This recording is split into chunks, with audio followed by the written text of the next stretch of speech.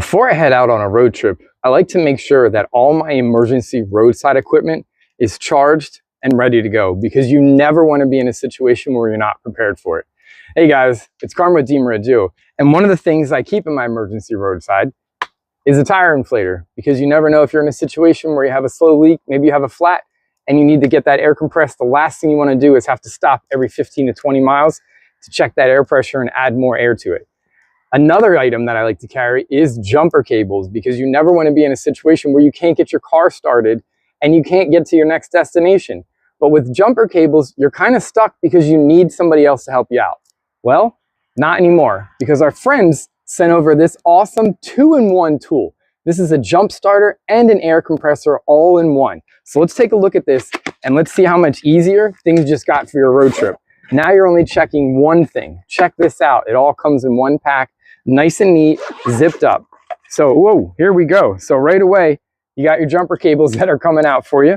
Inside, I like the fact that it's nice and organized and it's divided here. So there are all your accessories are over here. You have your tools and your additional accessories for your air compressor, as well as the user manual, as well as the warranty card and the charger cable. And then of course you have your air compressor cable, which you're going to need to connect to your tires. So here is the device itself. That's the wrong handle. This one has a handle built in as well. So therefore you can hold on to it.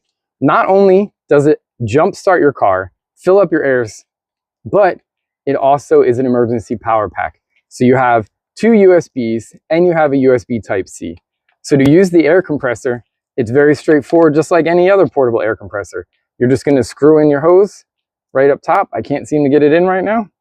And there we go. Once it's in, you're connected to go. To turn the power on, you're just going to press and hold the power button. It lights up, and what's cool is you can press the M button.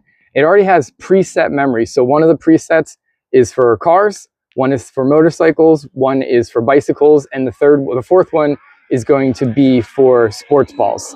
So to use it, once you have it set up and you have it at the desired PSI you would like, and of course you can change that by the plus and minus sign, you're just going to go ahead, hit that power button. It's going to turn on and it's going to automatically shut off when it reaches the desired PSI that you already have it preset to. I also like the fact that it has this battery pack, which is going to keep you nice and charged, so therefore you can charge your cell phone. In addition to all that, you can see I just turned in the flashlight. What I like about the flashlight is it cycles through and it strobes, and then it switches to red. So if you're in an emergency situation on the side of the road, filling up the air in your tires, whatever it may be, this is going to be a marker so that way other drivers can see you. All right, so we're going to go ahead and, oops, I'm going to turn the light off and just cycle through. Nope, I already had it off. All right, so in order to use the jumper, you're going to go ahead and disconnect your hose here. And you're going to use these cables, and on the side we're going to open this up and we're going to connect it. Now I want to show you, when we connect it, it can only be connected one way. So the prongs have to line up with the actual body, and when they do, you can see that on the one side you have a flashing green and on the other side you have a flashing red. Those indicators are designed so therefore when you connect to your car battery, you don't make any mistakes. So let's go under the hood and let's connect this so you can see how it works. And in the dark, out of the sun, you can see those lights a little better. This is still connected. The unit itself is off right now. I do not have a dead battery, so we're not actually going to jump it, but we will connect it here. So the first connection you want to make is to the positive side and then to the negative side. And once those two are connected, you will see that the red stopped flashing. If this continued to flash, that means that I have connected them incorrectly and I need to reverse my connections on my battery before I attempt to start the vehicle, because that's going to be a problem. So again, when it turns green, you're good to go. So right now you can hear it's clicking. What it's doing is it's actually testing to see if the battery needs to be jumped. And then at this point, if I was ready to jump the vehicle, I would turn on the jumper. I'm going to hop in the vehicle and I'm just going to turn my vehicle on.